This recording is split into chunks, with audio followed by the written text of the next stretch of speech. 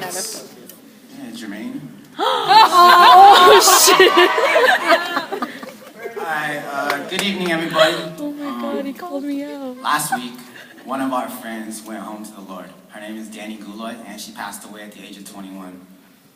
And we just want to take a moment of silence to honor her life and celebrate it, and for you guys to reflect on those you love and just, cherish that.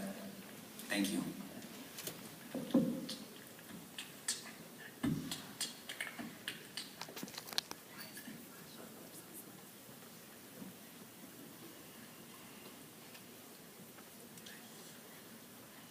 Kumusta kayo? Kahit na tinatagalog ko kayo, ako ay instig. Good evening, everybody. Even though I can speak to you in Tagalog, I'm a Chinese American.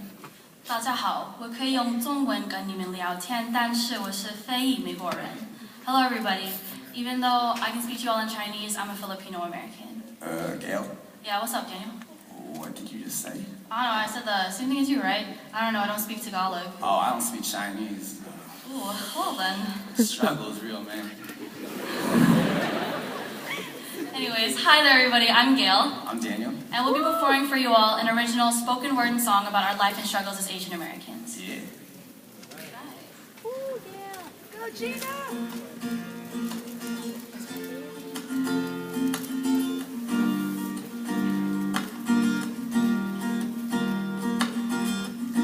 I don't know where I'll go, but I'll remember where I've been. Adversity forces us to grow. No, I'm unbreakable within. These struggles won't be left behind, because my culture gives me pride. So no matter what I've felt or seen, I'll reach the American dream.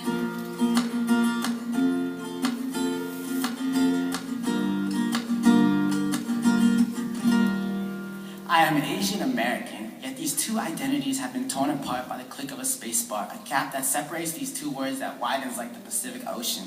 Growing up, I heard it all. It went all a little something like, Oh, excuse me, where are you from? oh, I'm from California. No, like, where are you from? Oh, Los Angeles. No, like, where are you from? Where are your people from? Oh, China. Wait, you're not Filipino?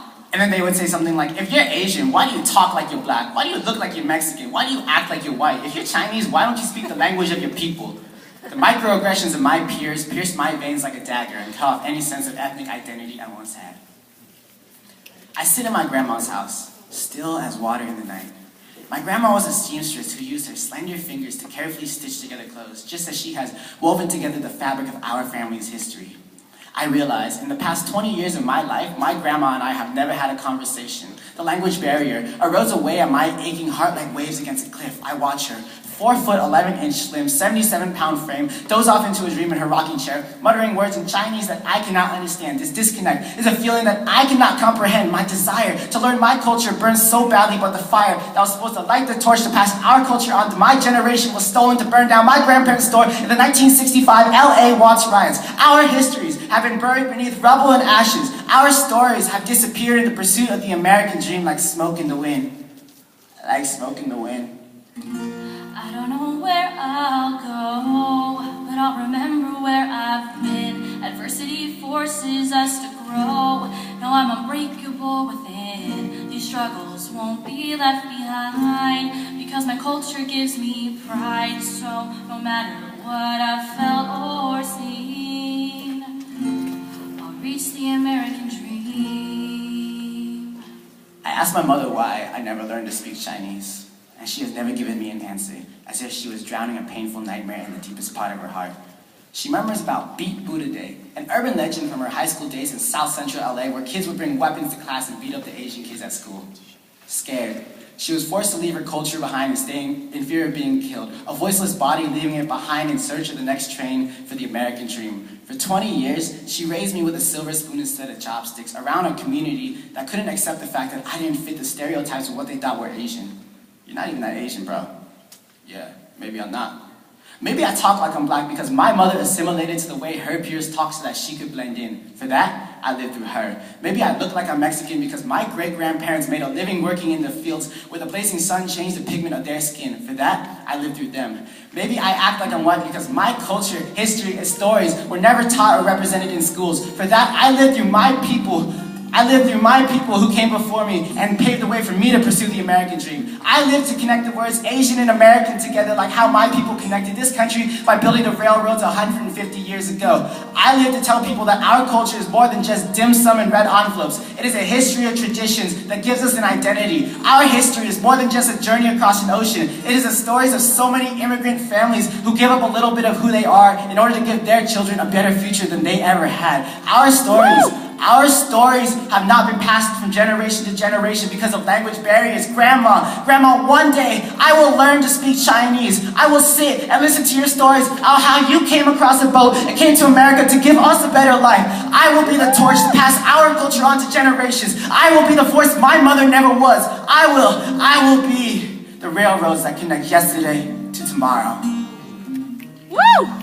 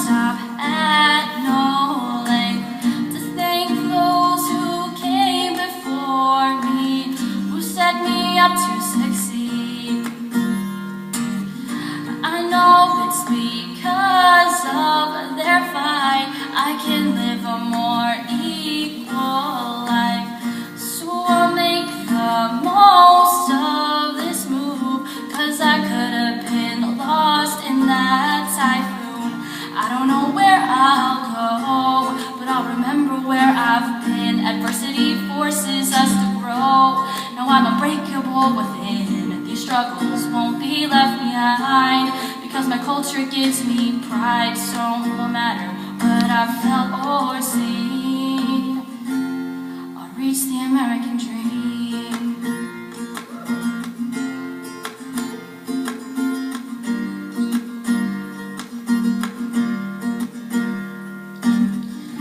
I don't know where I'll go, but I'll remember where I've been. Adversity forces us to grow. Now I'm unbreakable within. These struggles won't be left behind, because my culture gives me pride. So no matter what I've felt or seen, we'll reach the American